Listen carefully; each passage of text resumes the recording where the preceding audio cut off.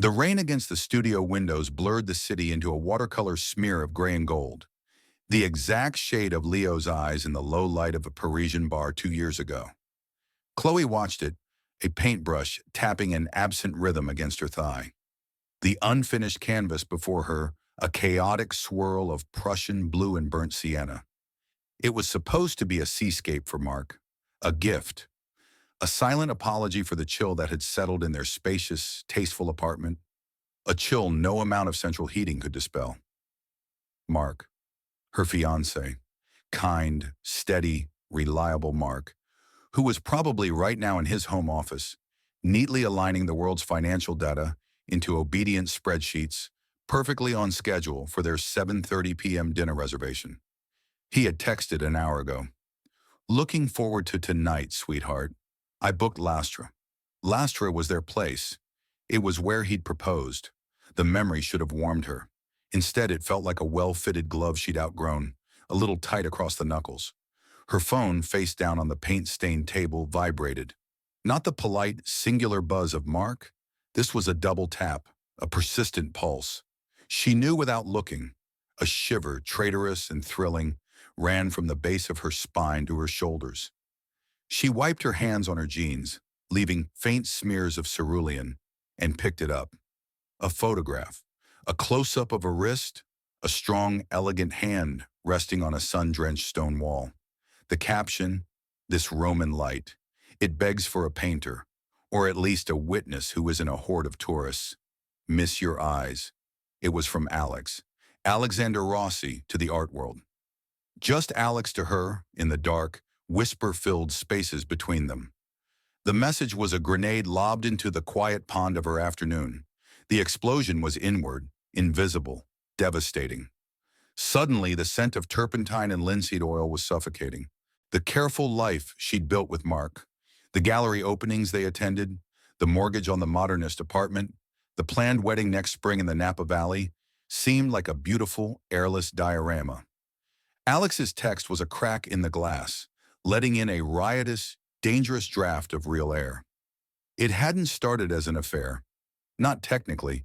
It had started with art, the currency of her soul.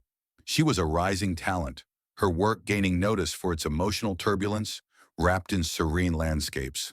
He was a celebrated Italian sculptor, 20 years her senior, with a reputation for monumental, brutal pieces and a personal life the tabloids followed with fervent interest. They'd met at a residency in Giverny. He was a guest lecturer. She was a nervous participant, awed by his genius and his intimidating presence. He hadn't looked at her like a student. He'd looked at her, at Chloe, during a critique of her work, his gaze stripping away the layers of technique to the raw, frightened heart of her painting. "You are afraid of your own darkness," he had said, his voice gravel wrapped in velvet. "You paint the vase beautifully, but you are smashing it inside. Let us see the pieces." It was the most seen she had ever felt. Mark loved her paintings because they were beautiful, so peaceful. He didn't see the screaming silence in her azure skies, the clawing desperation in her tranquil forests. Alex saw it immediately. He saw her. The first transgression wasn't physical, it was intellectual, emotional. Late-night conversations in the residency library that stretched until dawn, talking about Caravaggio's chiaroscuro, the weight of marble, the agony of creation. He spoke to her as an equal, his arrogance melting away into a passionate, focused intensity that was utterly captivating. She found herself hoarding his words, replaying them in her mind like stolen treasure. Then the touch. A hand on her shoulder as he leaned over to point out a line in a sketch. A brush of fingers as he handed her a chisel in his temporary studio. Each contact was a brand. She began to curate her appearances around him, wearing the deep burgundy shirt he'd once said reminded him of dried blood, of life.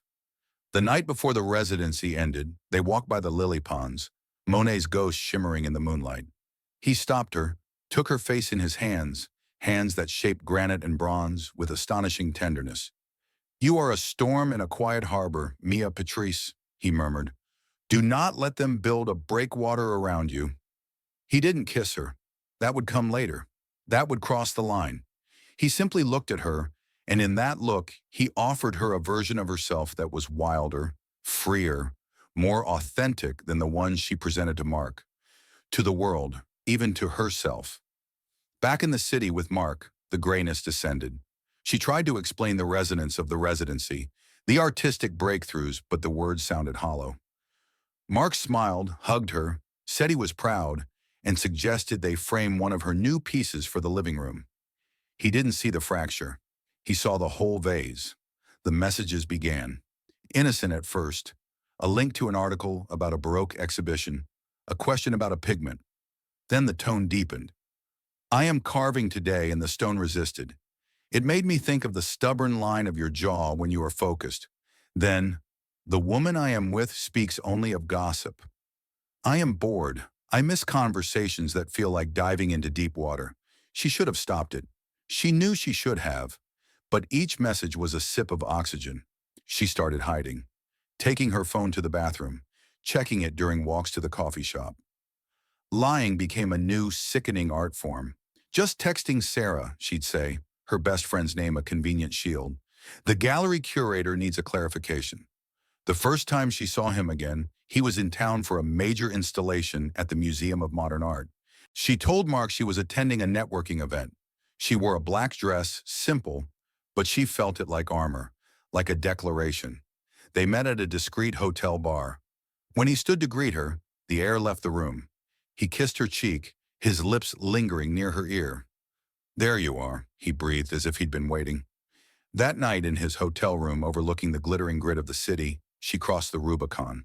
It wasn't a frenzied, passionate collision. It was slow, deliberate, a ceremony of betrayal.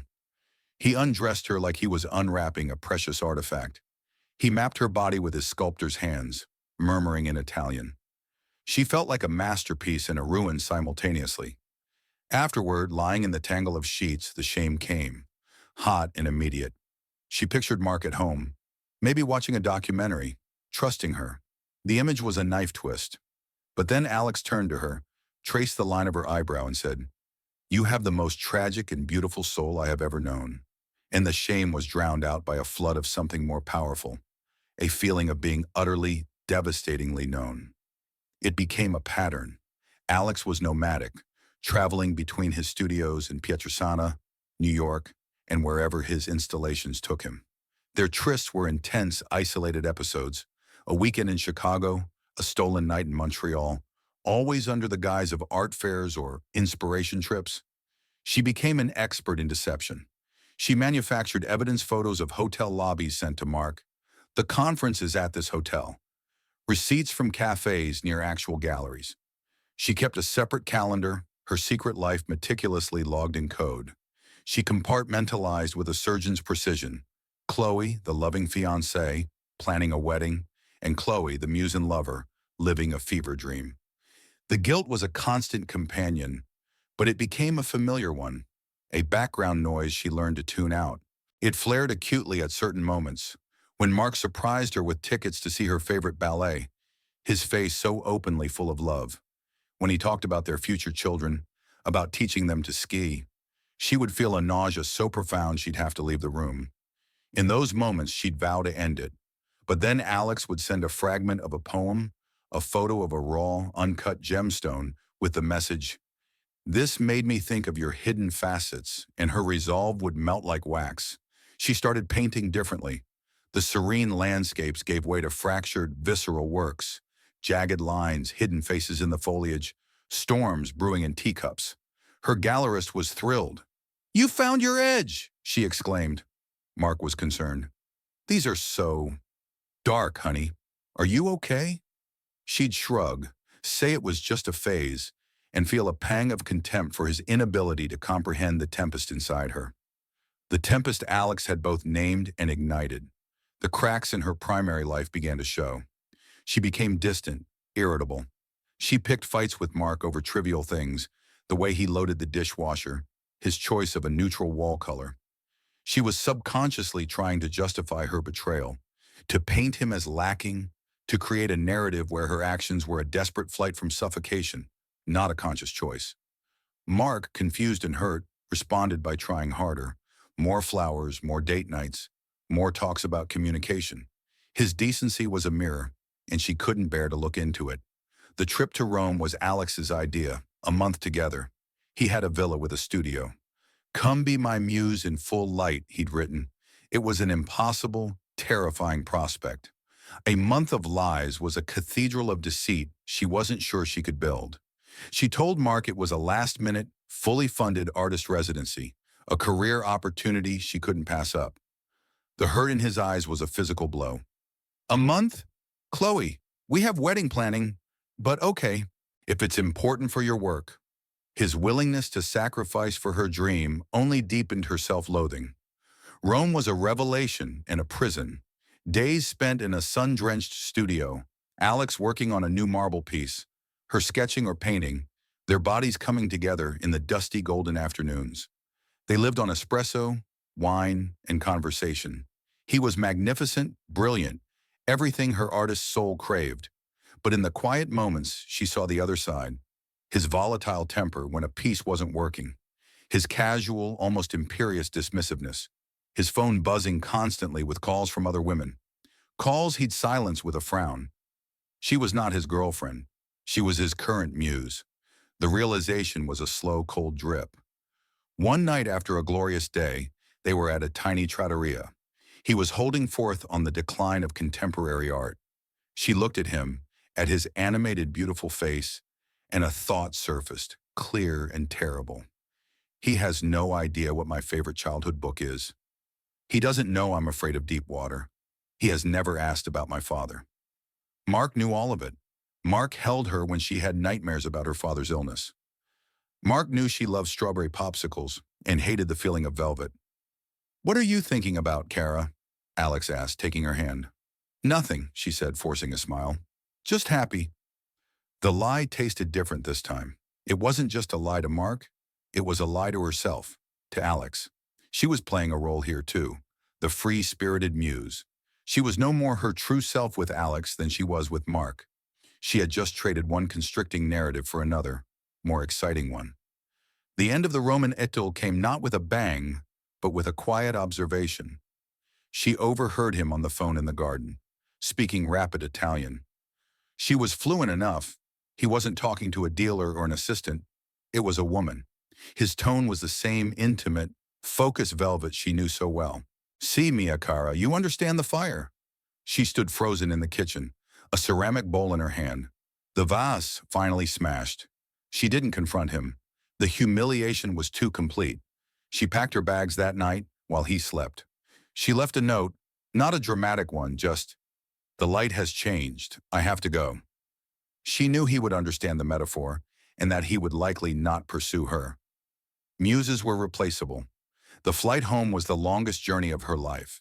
She was returning to the life she had betrayed, not with a plan to fix it, but because it was the only port left in the storm she had created.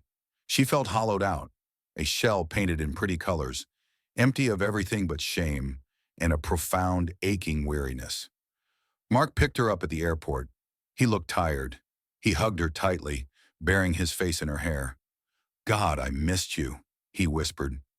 The simple truth in his words was an avalanche, crushing her. For a week, she moved through the apartment like a ghost, the Roman sun still clinging to her skin, a mocking reminder. She didn't paint. She avoided Alex's messages, which turned from confused to irritated to finally silent. The silence was worse. It confirmed her status as a concluded chapter. The end came on a Tuesday. Mark came home early. She was sitting on the floor of her studio, staring at the unfinished, chaotic seascape meant for him. "Chloe," he said. His voice was quiet, flat. It was the voice that made her blood run cold. He never used that tone. He walked in and placed his laptop on the table. On the screen was an email thread. Her heart stopped. It was from the airline. A customer service reply to a query from Mark. He had, worried about her return flight, tried to access her booking. The reservation for her residency flight didn't exist under her name, but a first-class ticket to Rome, paid for from their joint account, the account she used for supplies, which he rarely checked, did. And next to it, in the same transaction list he'd finally scrutinized, were hotel charges in Montreal, Chicago, and a series of expensive dinners for two in New York. On nights she had told him she was working late or with Sarah. He had the evidence. Not all of it, but enough. A skeleton of her deceit. He didn't yell. He just looked at her, and the pain in his eyes was a living thing. "Who is he?" he asked. There was no point in lying. The fortress of her deception crumbled in an instant. She told him everything, her voice a monotone. Alex, the residency, the meetings, Rome. She spared no detail, perhaps seeking some form of perverse absolution through total confession. She watched as each word landed on him like a physical blow, breaking the man she had promised to love. When she finished, the silence was absolute. He stood up, walked to the window, and looked out at their view of the park, the view they'd chosen together. "I knew you were unhappy," he said finally, his back to her. "I knew you were distant. I thought it was the grief of your father, the stress of your work. I thought it was me, that I wasn't enough. I kept trying to think of ways to be more, more interesting, more supportive. But it wasn't that, was it? You just wanted something else, someone else." "Mark, it wasn't like that," she began, the old justification rising, but it died on her lips. "It was exactly like that." He turned, his face composed into a mask of heartbreaking dignity. "The worst part," he said, his voice cracking, "is not that you slept with him. It's that you let me love a fiction. You let me plan a life with a ghost. You took my trust, my love, and you used it as a stage set for your other life. That's what I can't forgive." He moved out that night. He took a suitcase and went to a hotel. The engagement ring, a simple, perfect emerald-cut diamond, sat on the kitchen counter where he'd left it, a tiny, glittering tombstone. The aftermath was a desolate landscape. Sarah, her best friend, was horrified, her loyalty fracturing. "How could you do that to Mark?" she asked, a question with no answer. Her gallery, when whispers of the scandal, fueled by Alex's notoriety, seeped in, treated her with a new, cautious distance. She was no longer just a talented painter. She was a drama. She saw Alex one last time, months later, at an opening. He was with a new woman, a stunning ceramicist. He caught her eye across the room, gave her a small, knowing nod. A nod that held no regret, only a faint acknowledgement of a shared past. He had already moved on to his next source of inspiration. She was just another piece in his collection. Mark, to his credit, was not vindictive. He was simply, definitively, gone. He dissolved their partnership with clean, clinical efficiency through lawyers. He didn't want the apartment, the furniture, any of it. He wanted his life back, purged of her. Chloe stayed in the apartment, which now echoed with a silence louder than any before. She tried to paint, but all that came out were gray washes, formless and empty. The storm inside her had finally blown itself out, leaving only wreckage. One afternoon, she found a box Mark had missed. It was full of mundane things: her childhood sketchbooks, some letters from her father, a pressed flower from their first hike together. At the bottom was a small frame photo. It was of them, early on at a beach. She was laughing, head thrown back, and he was looking at her not with the worried love of later years, but with pure, unguarded joy. She was looking at the sunset. He was looking only at her. She sat on the floor holding the picture, and finally the tears came. Not the performative tears of guilt, but deep, racking sobs of true, unadulterated grief.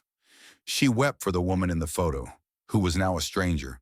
She wept for Mark, for the pain she had caused that kind, good man.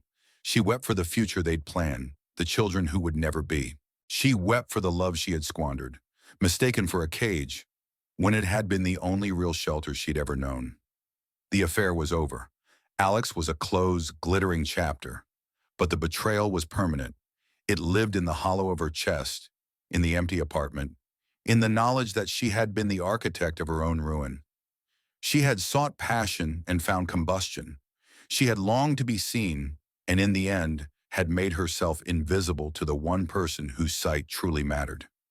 She was left with the consequences, a lifetime of quiet days, and the indelible masterpiece of her own remorse, painted not on canvas, but on the very fabric of her soul. The story was complete. There would be no sequel, only the long, slow living with the ending she had written for herself.